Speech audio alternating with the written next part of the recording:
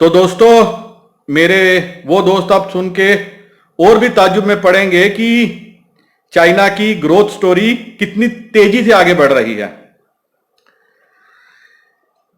वो 1990 में 1990 पे चाइना ने अपनी इलेक्ट्रिक व्हीकल्स पे काम शुरू किया। यस, 1990 में।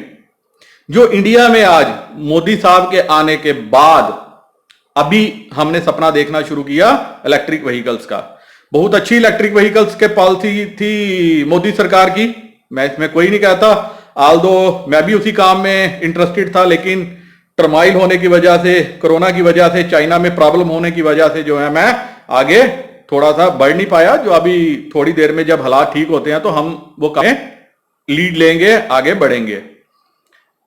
मैंने अपना जो है स्टार्टअप में अपना प्रोजेक्ट भी रजिस्टर्ड करा दिया गवर्नमेंट ऑफ इंडिया, और J&K गवर्नमेंट से मुझे स्टार्टअप के तहत परमिशन भी मिल गई हैं।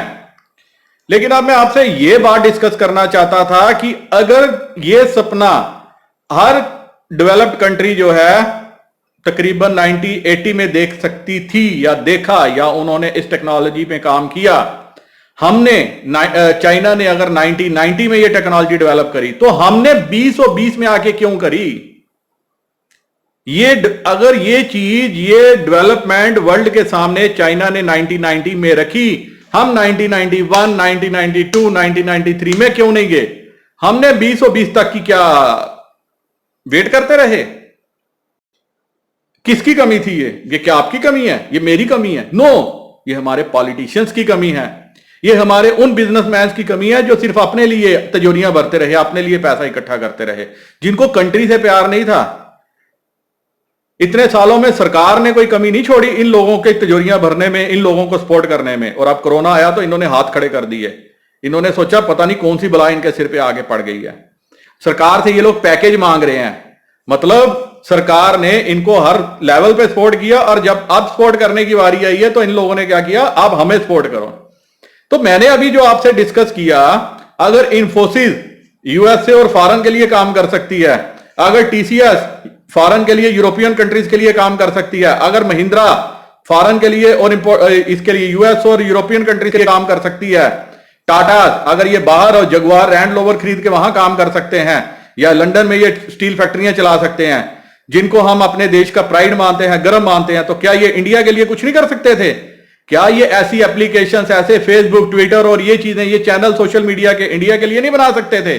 क्या ऐसा नहीं हो सकता था कि वो लोग हमारी कंट्री में आते और हमारे यहां पे हमारा सोशल मीडिया यूज करते? हम दोष किसको दे रहे हैं? सरकार को दे रहे हैं। सरकार ने कोई कमी नहीं छोड़ी इन लोगों को सपोर्ट करने में आज तक। इन लोगों ने कंट्री की क्या सपोर्ट करी? और हम क्या बोलते हैं, हमें मीडिया में ऐसी पिक्चर दिखाई जाती है कि ये जैसे देश के सर्वोपरि हैं, सब कुछ यही ये हैं। कुछ नहीं है ये लोग देश के, मैं इनको बोलूंगा कि मैं वर्ड यूज नहीं करना चाहता, लेकिन इन लोगों ने भी क्या किया, जहां जहां इनको मौका मिला इन लोगों ने पैसा कमाया, इन्होंने पैसा बनाया। इनको देश की कोई परवाह नहीं थी। इन्होंने गाड़ियां बेची, क्यों बेची? क्योंकि हम लोगों से पैसा कमाना चाहते थे। आज भी हम लोगों को, हमारे पास कौन सी ऐसी कंपनी है अपनी इंडिया की कार मैन्युफैक्चरर जिसको हम बोल सकें ये इंडियन है? आपके पास MG मोटर्स आई, कहां की कंपनी है? आपके पास वो जो दूसरी कंपनी आई, दो कंपनियों ने अब इंडिया में, किया मोटर्स, कहां की कंपनी है?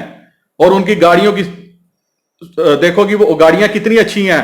तीसरी कंपनी कोरियन ह्यूंडई, मारुति का जितना सरकार के पास स्टेक था सब बेच दिया, और ये अब क्या है, जापान की कंपनी बन गई है।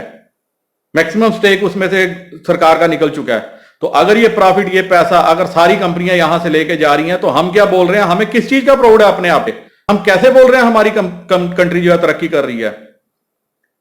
ईस्ट इंडिया कंपनी पहले आई थी, हमें इतने साल लूटती रही। क्या उसका लूट का क्या उद्देश्य था? कैसे लूट रहे थे वो लोग?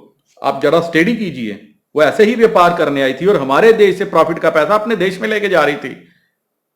सेम चीज, वही हिस्ट्री रिपीट हो रही है। तब भी व्यापारी ही आगे थे, वही लोग आगे थे, वही लोग कंपनियों को लाए, वही लोगों ने पैसा बनाया। आज भी वही कुछ हो रहा है, और हमें टीवी वाले सिखाते हैं भाई इन लोगों की मजबूरी है, क्योंकि इन्होंने इन बड़े व्यापारियों से एडवर्टीजमेंट देनी है, हम लोगों ने क्या लेना है? तो क्या ऐसा टाइम नहीं है कि हमें अपनी आंखें खोलनी चाहिए? What's in going on in our country? Modi सरकार ने बहुत अच्छी स्कीमें दी, आप अगर देखोगे स्टार्टअप्स और दूसरी स्कीमें, वो मैं आपसे दूसरी डिस्कस भी कर रहा हूं, लेकिन हम वो नहीं करना चाहते। हम सिर्फ नौकर बन के, सरकारी नौकरी हमें चाहिए, हम नौकर बनना चाहते हैं, हम सरकार की बाजुएं नहीं बनना चाहते। और हम देख रहे हैं कैसे भारत का सपना जो चीन से टक्कर ले।